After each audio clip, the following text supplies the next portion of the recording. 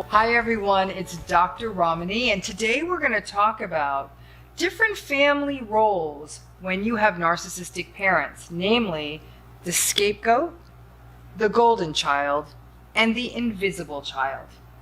Again, a reminder, if you haven't already, please hit the bell, subscribe to this channel because you'll get new content twice a week and you will become the expert on all things narcissistic. So let's talk a little bit about the narcissistic family system, and specifically some of these roles of children in those systems. No matter what, having a narcissistic parent is not good for your psychological development. The research is sort of interesting on this because what many clinicians will tell you is that it really only takes one good parent to protect a child, but that parent has to protect the child. So in other words, you may have a sweet mom, but if she really let your narcissistic father have a go at you and really give you a hard time, that's not what I mean. It's really that parent who talks to you, sits you down, lets you know this isn't your fault. And most people in narcissistic family systems didn't get that kind of protection. You may also have two narcissistic parents, then all bets are off. So let's talk about these roles. Let's first talk about the scapegoat. Those of you who were the scapegoat in your family system, you know exactly what that role is. Scapegoat is just what it sounds like. It's the person who gets the pile-on, who gets the blame, who experiences sometimes what's called family mobbing, where literally the whole family system may gang up against them. People become scapegoats in a family system for a variety of reasons. At one end, it may very well be because that scapegoat is a threat. They're better, they're more serene, they're more psychologically intact, they're smarter, they're more skilled, or at some level, this is what I'm convinced of, the scapegoat gets it. It's almost like from a very young age, the scapegoat's got everyone's number in that family system, and they get it, and the adults in the system know that they get it, and so they'll often try to isolate them. And that's exactly what does happen to the scapegoat. They either get entirely isolated, or they get criticized, and more often than it's both. So a scapegoated child gets very confused, because as you can imagine, in essence, their entire life, their entire developmental history is characterized by being gaslighted. They can't get a straight answer. They're constantly being manipulated and emotionally abused.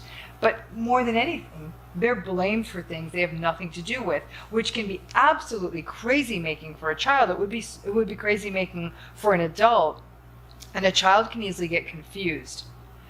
As you can see, a person who's scapegoated in a family system can go into adulthood feeling deeply alienated, suffering a loss of self-esteem, suffering a real sense of grief because they don't have a sense of belonging, have a really difficult time negotiating adult relationships. And probably the best thing we can hope for with the scapegoat is that through therapy or other guidance, they see that they were in fact scapegoated, and that becomes a wake-up call to set up some really firm and permanent boundaries with their family system.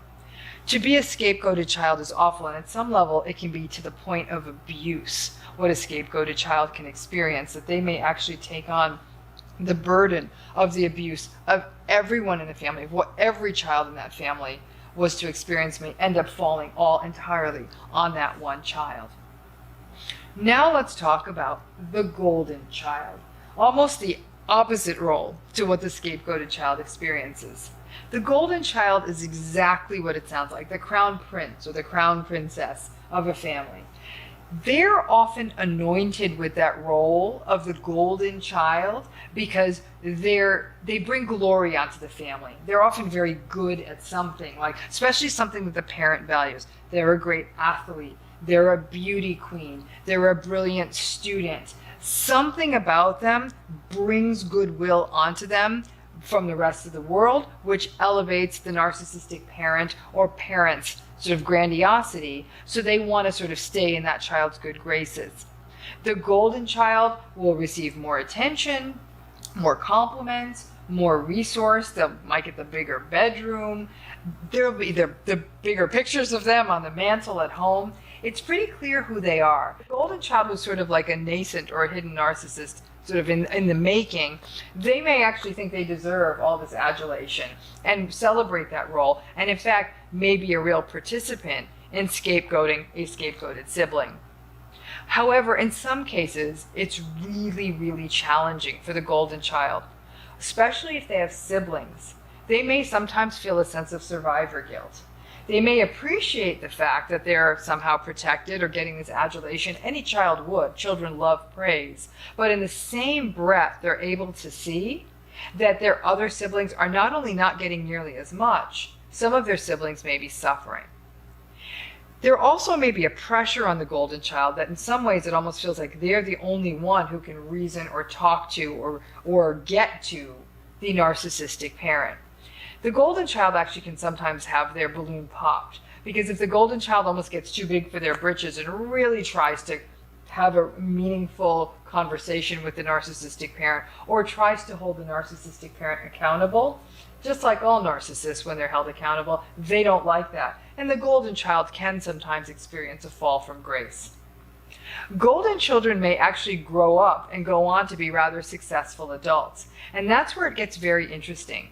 Because in a family system, many times that golden child will carry the guilt or the burden of having to either take care of or deal with the narcissistic parent, even as the other siblings may have faded away, not wanting to deal with this person anymore. So there can sometimes be a long-term burden with this golden child role. At another level, the golden child may also feel like they can't deliver on all the big hopes that were put on them as the so-called crown prince. And because of that, that can often set a golden child up for failure as an adult. The golden child may also not want to continue doing the thing that brought them all that adulation from their parents. So that golden child who got there from being a really great basketball player may go into adulthood and say, yo, I'm not interested in playing basketball anymore. I'm not interested in doing ballet anymore. I'm not interested in doing whatever it was that brought them all the glory. And what they will then see is how conditional the relationship was with that narcissistic parent.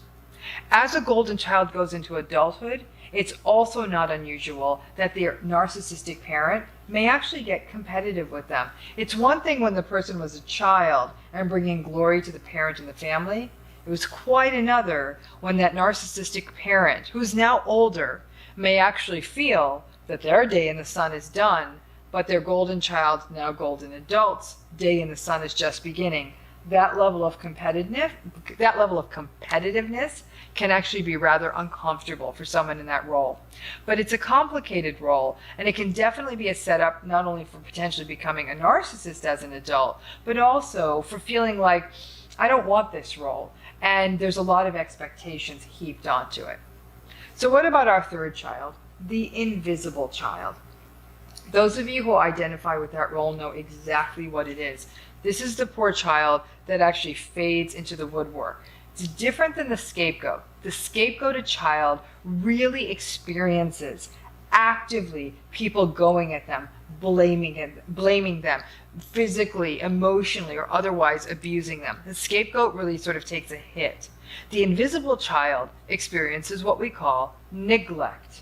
They get forgotten in the whole issue. Now, one person might think, well, that's great. You're avoiding the narcissistic parent's wrath. Perhaps. But a child is a bit like a garden.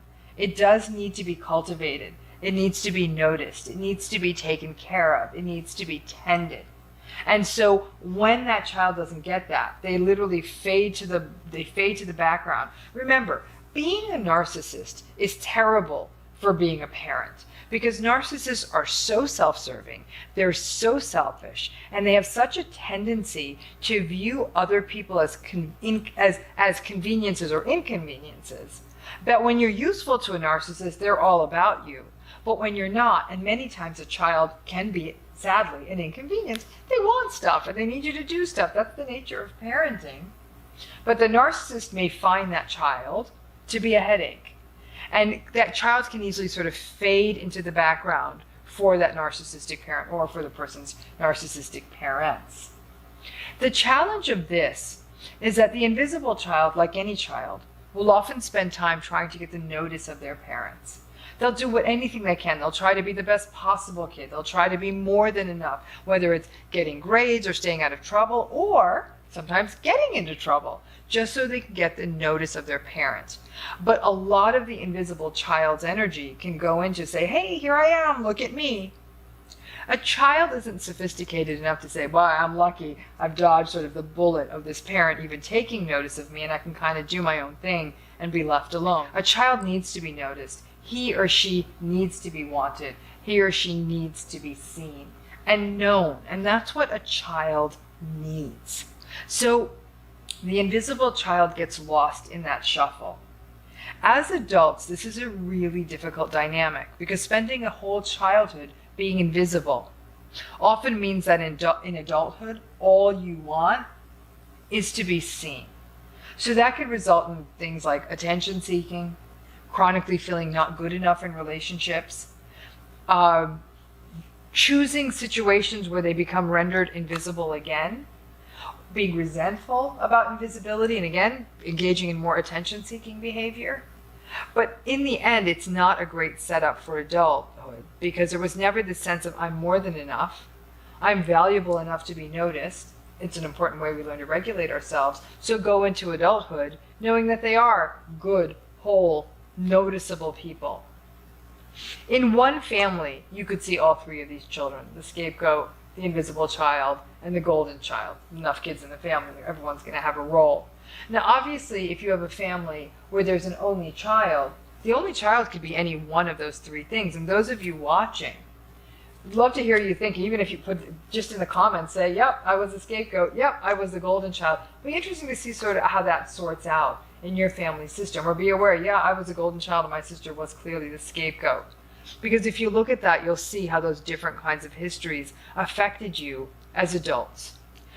There's some good news to take from this, though, because I don't think all is lost. The sad legacy of these roles people may find themselves in adult relationships is that you think, well, maybe we're forever going to be estranged. My poor scapegoat sibling and how are we ever going to, I was the golden child, she was the scapegoat. How do we bridge that? You bridge that by making connections independent of your narcissistic parent. You disempower the narcissistic parent by cultivating a relationship with that sibling completely separate from them. Remember, it was the narcissistic parents who handed you those roles, and if you can get out of that light and get out of their purview, you and your siblings can reinvent yourselves as whole people, not as scapegoats or golden children or invisible, but as whole people. Thanks again for tuning in. Thanks to all of you who've been ordering the book. I'm glad to see it's getting out there and hope that, plus these videos, clarifies a lot of these issues. As always, please hit the bell, please subscribe. We've got videos coming out twice a week. Thanks again.